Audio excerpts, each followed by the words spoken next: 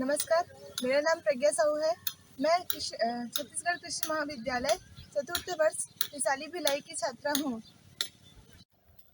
नमस्कार चंद्राकर जी। नमस्कार। मेरे साथ यहाँ पर श्री हर्षवर्धन चंद्राकर जी हैं, जो ग्राम भुसरेंगा खुर्द जिला धमतरी से है। ये एक उन्नत फसल उत्पादक है एवं इनको राष्ट्रीय स्तर पर ग्राम उद्यमी के रूप में पुरस्कृत हैं ये जो, और बहुत से कृषि के क्षेत्र में बहुत से ख्याति प्राप्त किए हुए हैं। मैं आज यहाँ कृषि पत्रकारिता एवं व्यवहार कौशल विषय के अंतर्गत चंद्राकर जी से उनके कृषि में संघर्ष, परिश्रम से कृषि में सफलता एवं आधुनिकता के बारे में जानकारी प्राप्त करने आई। चंद्राकर जी, मैं आज आपसे सर्वप्रथम यह जानना चाहूँगी कि आपका कृषि में प्रवेश कब से हुआ? कृषि के क्षेत्र में मेरा लगाव तो बचपन से ही था। बचपन से ही मेरे घर में कृषि का कार्य होता था। मेरे पिताजी ने धान की खेती करते थे। मैं 2012 की बात है, तो उस टाइम से सबसे पहले मैंने अपने 4 एकड़ खेत में अपना खेती का काम स्टार्ट किया। सबसे पहले मैंने भाटा लगाया और करेला लगाया। उसके बाद धीरे धीरे मैं उसको बढ़ाते गया।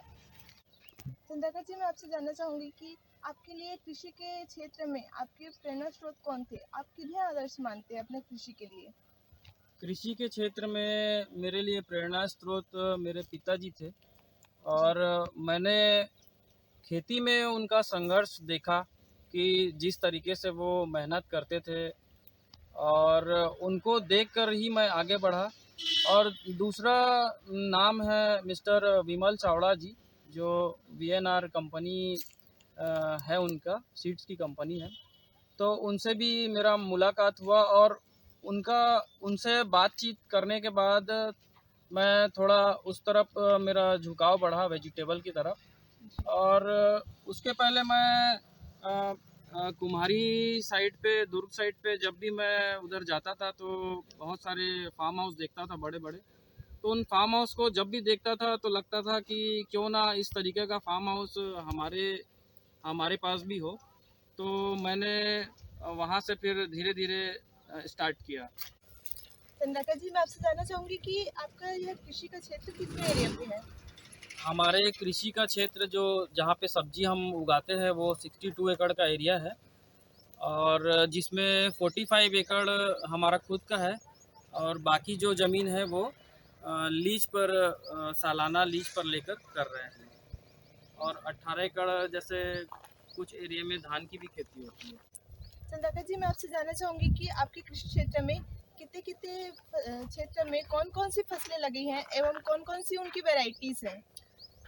हमारे पास 62 एकड़ का वेजिटेबल का एरिया है, जिसमें 11 एकड़ में लौकी लगा हुआ है, जो वीएनआर कंपनी का है। और हमारे पास 12 एकड़ में मिर्ची का फसल है, जिसमें आर्मोर वैरायटी और क्या बोलते हैं, प्राइड वैरायटी है। जी जी। और अचारी मिर्च का फसल है हमारे पास। सेमी का फसल है, सेम 3 लगा हुआ है 3.5 एकड़ में। ऐसे ऐसे करके लगभग लगभग 62 एकड़ का एरिया बनता है, जिसमें वीएनआर का 11 नंबर कुमड़ा भी लगा हुआ है, कद्दू। जी। ये सब फसल लगा हुआ है। चंद्राकर जी, मैं आपसे जानना चाहूँगी कि आप साल भर में कितनी फसल लेते हैं? और साथ ही मैं जानना चाहूँगी कि आपका ये आपका ये खेती है, उसके सफल उत्पादन के लिए क्रम?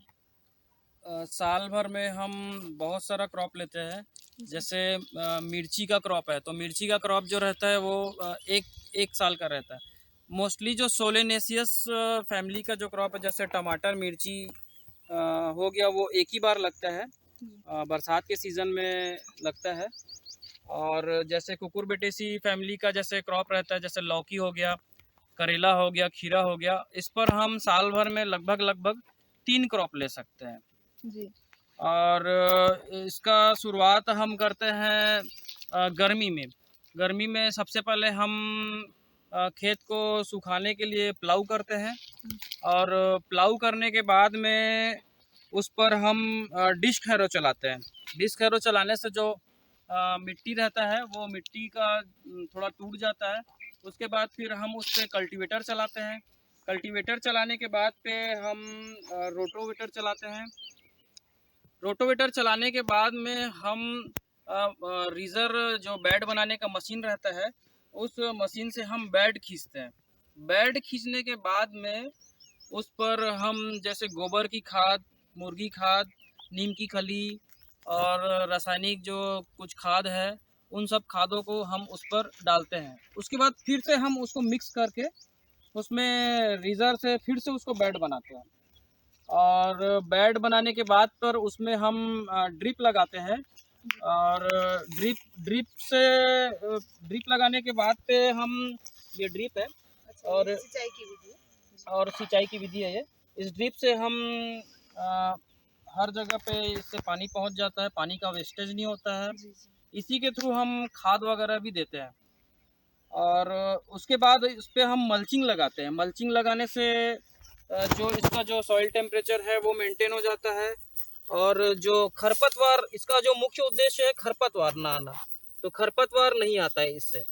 जैसे यहाँ पे खरपतवार दिख रहा है, लेकिन इस प्लांट के बीच में खरपतवार नहीं आता है। जी उसके बाद हम या तो नर्सरी तैयार करके इस पे डालते हैं, या तो फिर डायरेक्ट सीड डालते हैं। जी और इस पे जो डिस्टेंस रहता है वो क्रॉप के ऊपर मेंटेन मत करता है। जी जी। जैसे नार वर्गी जो फसल है उसको हम 3 फीट लगभग लगभग रखते हैं। और टमाटर मिर्ची जो हो गया उसको 1-1 फीट के डिस्टेंस में होल बना के उसमें करते हैं। जी और इस पे हम फसल पे स्टेकिंग का उपयोग करते हैं। मोस्टली सभी क्रॉप पे स्टेकिंग का यूज़ होता है। मिर्ची के फसल में स्टेकिंग बांस जो रहता है वो छोटा लगता है। नार वाली फसलों में थोड़ा बड़ा बड़ा लगता है, 6 फीट के बांस लगते हैं उसमें। इसमें 4 फीट का बांस भी काम कर जाता है। और ये क्रॉप को सपोर्ट के लिए हम स्टेकिंग करते हैं, जिससे जो प्रोडक्शन है वो हाईली जाए। जी। इस वजह से स्टेकिंग का यूज़ करते हैं हम। चंद्रकांत जी, मैं आपसे जानना चाहूंगी कि आपने अपने कृषि कार्य में कितने मजदूरों को शामिल किया है। साथ ही मैं ये जानना चाहूंगी कि उनको उनकी मजदूरी किस प्रकार से प्राप्त होती है। हमारे फार्म पे लगभग लगभग 160 के आसपास वर्कर हैं, जिसमें ड्राइवर और मैट मैनेजर और सभी शामिल हैं। डेली वेजेस पे इनका बनता है और कुछ लोगों का मंथली बेसिस पे है। चंद्रकांत जी, मैं आपसे जानना चाहूंगी कि आप अपने फसल में खाद एवं उर्वरक की मात्रा किस प्रकार से देते हैं। हमारे फसल में खाद हम सबसे पहले जो डालते हैं, बेसल जो खाद रहता है वो ज़मीन की तैयारी के वक्त पे डालते हैं। और उसके बाद फिर हम ड्रिप के थ्रू नाइट्रोजन, फास्फोरस, पोटास और जितने भी माइक्रो न्यूट्रिएंट हैं, जितने भी एलिमेंट हैं, कोशिश करते हैं कि एक बैलेंस डाइट चार्ट प्लांट के हिसाब से बनाकर हम उसको प्रोवाइड करें। चंद्रकांत जी, मैं आपसे जानना चाहूंगी कि आपके फसलों में अगर कहीं कीट व्याधियों बीमारियों की अटैक हो जाती है, तो फिर आप उनसे बचाव के लिए किस प्रकार अपना उपयोग करते हैं, बताइए। उसके लिए हम शेड्यूल बना के रखते हैं।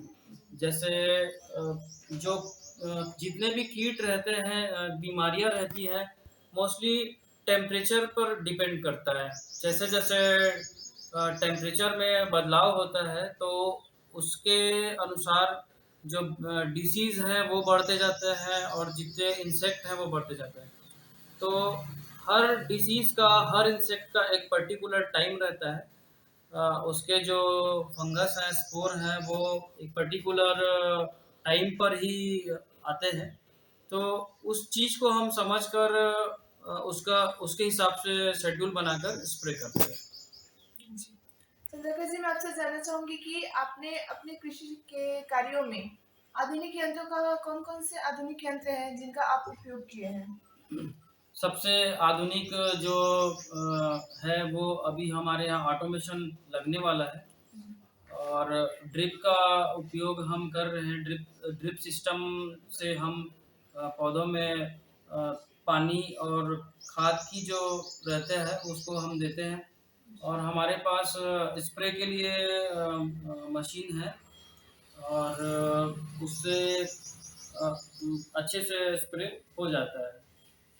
चंद्रका जी, मैं आपसे जानना चाहूंगी कि कृषि में आपको कौन कौन सी बाधाएं आती हैं एवं उनसे बचाव, तथा कोरोना के समय में आपको कौन कौन सी बाधाएं आई हैं। मोस्टली कृषि में हमारी सबसे बड़ी जो बाधाएं हैं वो जो प्राकृतिक आपदाएं हैं, जिनका किसी पे जोर नहीं है।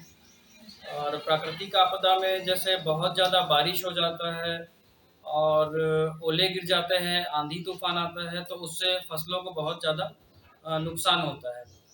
और कोरोना के समय पे हमें बहुत नुकसान उठाना पड़ा। सबसे पहले जब कोरोना काल में जब देश भर में ट्रांसपोर्टिंग बंद हो गया और दूसरे राज्य में जैसे हमारी जो सब्जियां जाती थी वहाँ सप्लाई नहीं हो पाया, तो 1 से 2 महीने तक जितने भी हमारी जो सब्जियां थी वो सारे के सारे को हमको फेंकना पड़ा और उसका कोई खरीदार नहीं मिला। हम लोगों ने उस टाइम पे समाज सेवा भी किया और बाँटे भी सब्जी, लेकिन उस टाइम पे बहुत नुकसान उठाना पड़ा। लेकिन जब फर्स्ट लॉकडाउन के बाद हमको जब समझ आया कि ये तो बहुत नुकसान में जा रहा है, तो सेकंड लॉकडाउन जब हुआ तो उस टाइम पे हम लोगों ने सब्जियां अपने रिस्क पे उठाकर बेचना चालू किया। चंद्रका जी, मैं आपसे जानना चाहूंगी कि फसलों की तुड़ाई एवं उनके पैकेजिंग ट्रांसपोर्टेशन के बारे में जानना चाहूंगी। फसलों का जब भी तुड़ाई होता है सब्जियों का, तो हम एक जगह पर ला के रखते हैं, छायादार जगह पर, और वहाँ पे हम उसको जैसे दूसरे राज्य भेजना है तो कार्टून में उसको पैक करके भेजते हैं, जिससे जो फसलें हैं वो डैमेज ना हो। कोशिश करते हैं कि जितना जल्दी जहाँ पे हमको सब्जियां पहुँचाना है वहाँ तक वो अपने समय पर पहुँच जाए, क्योंकि सब्जियां जो होती है वो खराब हो जाती है। और जैसे टमाटर रहता है तो उसको थोड़ी मैच्योरिटी जो रहती है उसके पहले तोड़ते हैं, तो जिससे अपने जहाँ पे भी वो पहुँचता है तो वहाँ तक वो अच्छे से सुरक्षित रूप से पहुँच जाए। चंद्रका जी, मैं आपसे जानना चाहूंगी कि आपके यहाँ कृषि कार्य है उनमें आपको कितना इनपुट लगता है और इनसे आपको कितना आउटपुट प्राप्त होते हैं। इस पर लागत सब्जियों की खेती में धान की तुलना में ज़्यादा रहता है। इसमें लगभग लगभग प्रति एकड़ 50,000 से 60,000 का लागत रहता है और इसमें जो प्रॉफिट रहता है वो लगभग लगभग प्रति एकड़ 50,000 से 1 लाख के बीच में रहता है। सुंदरकर जी, मैं आपसे जानना चाहूंगी कि हम जैसे कृषि छात्रों के लिए आपका सुझाव क्या है। अगर हमको कृषि की पढ़ाई में या किसी और जॉब वॉब में हमारा नहीं लगता है, तो हम कृषि के कार्यों को किस प्रकार से कर सकते हैं। मेरा तो यही कहना है कि आज देश में जिस तरह से बेरोजगारी है और क्योंकि हम कृषि के छात्र हैं, मैं भी कृषि का छात्र रह चुका हूँ और मैंने भी एमएससी एग्रीकल्चर करके आज वेजिटेबल का फार्मिंग कर रहा हूँ। तो मेरे ख्याल से जो टेक्निकल जो स्टूडेंट है वो कृषि के बारे में बहुत अच्छा नॉलेज रखता है, क्योंकि उनको थ्योरिकल नॉलेज रहता है और अगर हम प्रैक्टिकली भी नॉलेज गेन कर ले तो हम फार्मिंग के सेक्टर पे बहुत अच्छा कर सकते हैं, क्योंकि फार्मिंग का सेक्टर बहुत बड़ा है। ना केवल वेजिटेबल, फ्लावर्स, फ्रूट्स और भी बहुत प्रकार से खेती को हम बहुत अच्छे से हम कर सकते हैं। तो ये एक बहुत अच्छा ऑप्शन है कि आज के जो युवा हैं वो फार्मिंग में आए और जितनी अच्छी टेक्नोलॉजी, जितनी नई टेक्नोलॉजी है वो सबको अपनाकर प्रोडक्शन अपना बढ़ाए और हमारे जो फ्लावर्स, वेजिटेबल्स जो भी है उसको देश से बाहर भी उसको हम भेज सकते हैं। पर्टिकुलर उसका मार्केट जैसे हम बहुत अच्छे से जैसे हम खोजते हैं तो वहाँ तक भी हम पहुँचा सकते हैं। जनरली हमको बहुत से ऐसे क्रॉप हैं, हमको एक प्रोसेसिंग के साइड पे भी हमको ध्यान देना चाहिए वेजिटेबल का प्रोसेसिंग करके आज हम अ, इस क्षेत्र में भी बहुत अच्छा कर सकते हैं। तो यही कहना चाहूँगा कि आप सभी आप फार्मिंग के सेक्टर में आएँ और फार्मिंग से रिलेटेड जो भी बिज़नेस है वो भी कर सकते हैं और इसमें किसानों का भी भला होगा और सभी का इसमें अच्छा हो जाएगा। चंद्राकर जी, मैं आपका बहुत बहुत धन्यवाद करना चाहती हूँ एवं आभार व्यक्त करती हूँ कि आपने इतनी अच्छी जानकारी हम जैसे कृषि छात्रों को प्रदान की है। आपने अपने फॉर्म के बारे में पूरे डिटेल्स हमको बताए कि आपने किस प्रकार से खेती की और यह निश्चित ही आपका यह कार्य बहुत ही सराहनीय है एवं हम जैसे छात्रों को भी यह प्रेरणा प्रेरणा प्रदान करती है। बहुत बहुत धन्यवाद। जी।